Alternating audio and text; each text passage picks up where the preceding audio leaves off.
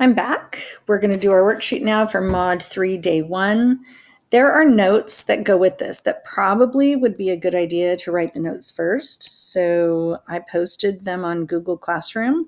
I'm going to do a quick review. You can fast forward till I'm done with notes and go straight to the worksheet if you don't need them explained. There are rules for exponents, and they go like this. When you multiply with exponents, oh, that's not going to work. Okay, I'm new. I don't want to comment. You guys can laugh at me as we go. When you multiply, when you have exponents, like in the example here where we have the 2x squared, y cubed, and the parentheses next to each other means we're multiplying all of that by the 3x, y raised to the fourth power. When you multiply and you have exponents involved, you take the variables like x squared and x to the 1 power, the variables of like terms, and you add them. So x to the 2nd power and x to the 1 power becomes x to the 3rd power. The y cubed multiplied by y to the 4th results in y to the 7th because 4 plus 3 is 7. And then the coefficients 2 and 3 just get multiplied and give you 6. So we have 6x cubed y to the 7th. When you divide, I don't want to comment.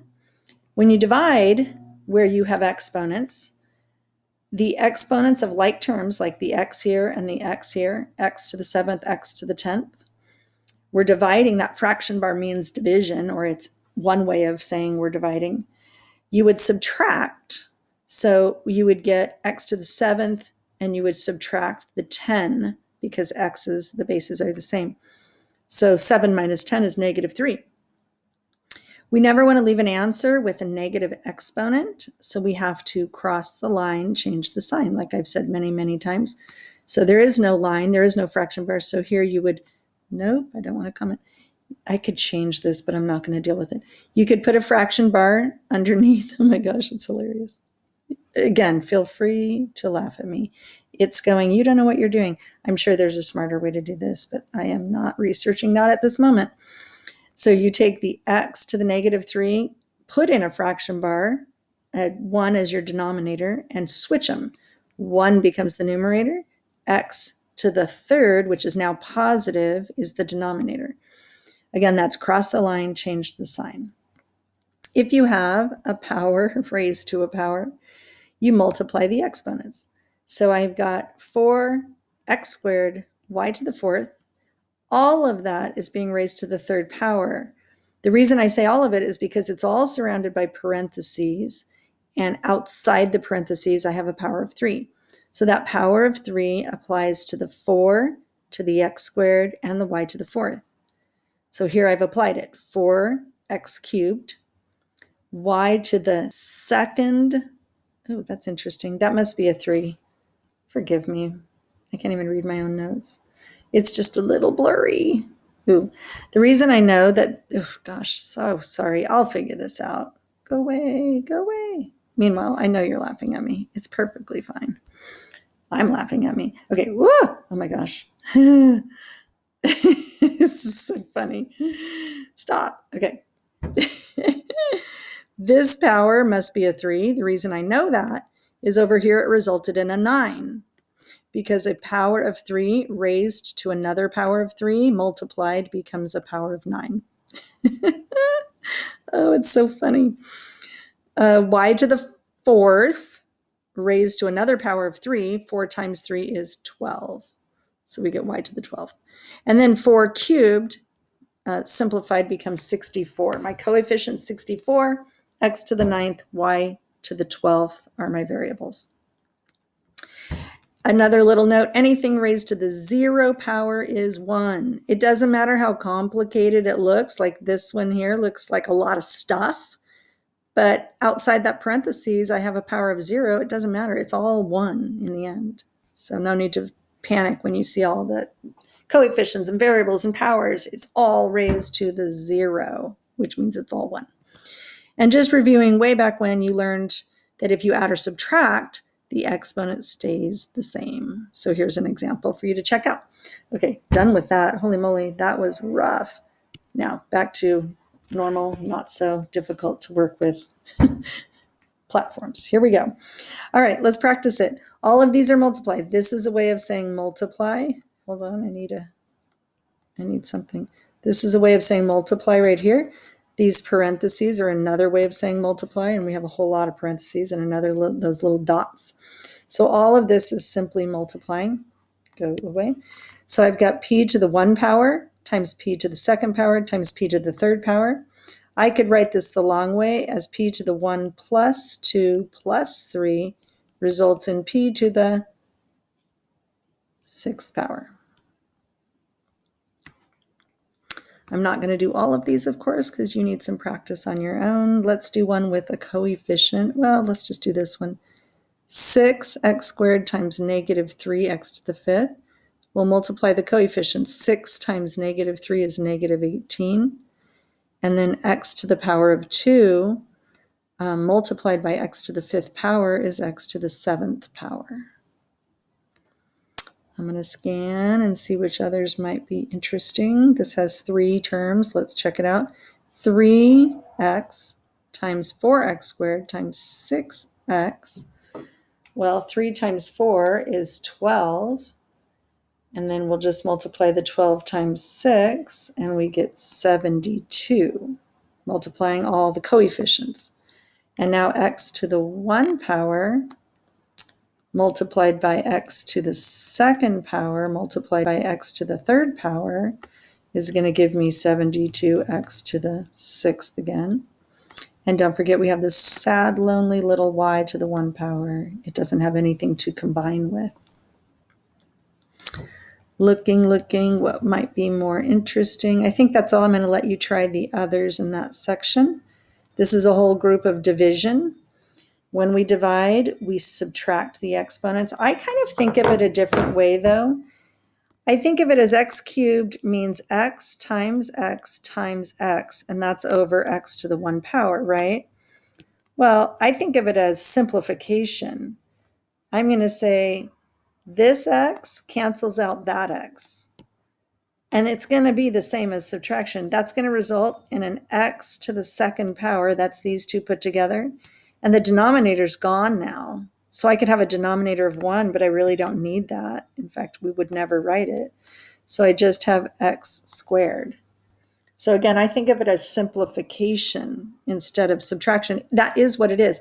The reason I think of simplification is because sometimes people, like let's look at 16, sometimes people subtract and they get the answer in the wrong spot. For example, here, if I subtract 13, or if I take the difference between 13 and 23, I'm going to get x to the 10th power. So that's all fine. X to the 10th power. Don't forget I've got a 9. But where does the x to the 10th power go? Does it go up top or down below? Well, the fact is it's really a negative 10, right? Because 13 minus 23 is a negative 10. So we have to make sure we cross the line and change the sign. So we're going to take this x to the negative 10 and put it downstairs. 9 over x to the 10th power. If I just thought of it as reducing, I'll do it a different way. I'm going to erase that and do it again. Erase, go away. If I thought of it as just reducing, I think of it as these 13 x's cancel out 13 of those, leaving me with 10 left. That would leave me with 9 in the numerator because all 13 x's disappeared now, and x to the 10th in the denominator. That one's not a great example of what I'm trying to prove because I see so many times students leave the variable in the wrong spot, numerator versus denominator. I kind of like 14 here. Let's look at this one. Let's start with the coefficients. The 2 and the 14 simplify. 2 goes into 2 once, and it goes into 14 7 times. This single x will take away one of these. It was a power of 2, now it's going to be a power of 1, but this single x now disappears. It's simplified with 1 on top. These 2 y's are going to cancel out 2 of those, leaving me with 1 y. These 4 z's are going to cancel out 4 of these, leaving me with 2 z's. So let's see what we're left with. I'll change colors. We have a 7, that's on top. We have an X on top. We have a Y on top. We don't have any Z's on top. That one's gone. Down below, we have a coefficient of 1, which I don't need to write. The X disappeared. The Y's disappeared, but I have a Z squared down below. That's a good example of making sure you get your variables in the right spot. Let's see. I've done 3. I think that's good. I'll let you try the rest. This is a power raised to a power situation.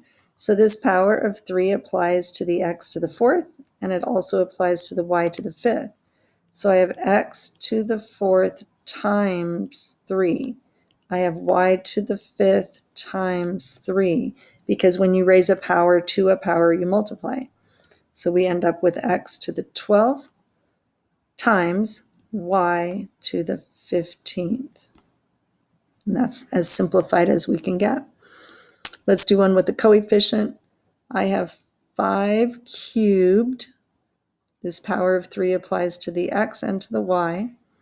So I'll write this the long way. 5 cubed, x to the 2 times 3, y to the 4 times 3. 5 cubed, you can use a calculator, is 125. X to the 2 times 3 is 6. Y to the 4 times 3 is 12. And we're good. All right, backside. Again, I'm probably going pretty fast, but the beauty is you can pause it, rewind it, fast forward it, whatever you need to do. Go back and listen to one of my examples again, whatever. It's all good. When we have fractions raised to a power, that power belongs to everything inside the parentheses. And so it belongs to the numerator and the denominator. There's a chart up on the wall in front of my room you could look at to the powers. But 2, you could use your calculator, and there's a caret button. Oh, of course, I don't have a fun calculator. Anyway, 2 to the 4th is 16. And 3 to the 4th is 81. Hold on. All right, 16 over 81. If I could reduce the 16 and 81, I would. And it does not reduce. Sorry, that's kind of sloppy. Let's do, I think we'll do number 4. The power of 3 belongs to everything inside the numerator and the denominator. The long way. X to the 4th times 3 multiplied by y to the 3 times 3, because it's a power to a power. -3, all of that -3 is raised to the 3rd power. Z is also raised to the 3rd power. If you have a base that is negative and an odd power, the result will always be a negative answer, because a negative times a negative is a positive, times another negative is now going to be a negative number. And 3 cubed is 27. So in the denominator, I have a negative 27. And we already have that z solved, z to the 3rd power. Multiplying 4 times 3, I get x to the 12th. 3 times 3, I get y to the 9th. All right. I think, well, this whole zone down here is what I want. This is so weird doing. It's like COVID all over again. Why don't you want to go away? Go away. Go away. Whatever. They all equal 1, right? Anything to the 0 power is 1. This is 1 times the rest of this cubed. So we get 3 cubed x to the 6th. 3 cubed is, oh my goodness, 27 times x to the 6th. And we are done with that. Is that it? Oh no, lots more. All right, these are negative exponents, and I said we can never leave an exponent negative. I don't know why this won't go away. There we go. Jeez. So we have to cross the line, change the sign. These don't have a line, so put one in, a fraction bar, and cross it, put it down below. If it was down below, we'd cross it and put it up above. But right now it's on top of the fraction bar, so it's going to go down below the fraction bar. I need something up top, and it's not a 0, because if I put a 0 up top, that would change the value. The whole thing would be 0. But if I put a 1 up top, it doesn't change the value. 1 is almost like a placeholder. This one will cross the line, but we can also solve 2 cubed. So 1 is my placeholder up top, and 2 cubed is 8. All right, if it's down below, cross the line and put it up top. 3 to the positive 3. Cross the line, change the sign of the exponent. 3 cubed, we've done so many times now, is 27. This one, if I cross the line, change the sign, I'm now going to have a squared up top and b to the positive 5 up top and nothing down below. I don't really need a denominator of 1. It's unnecessary, so we just have no more fraction.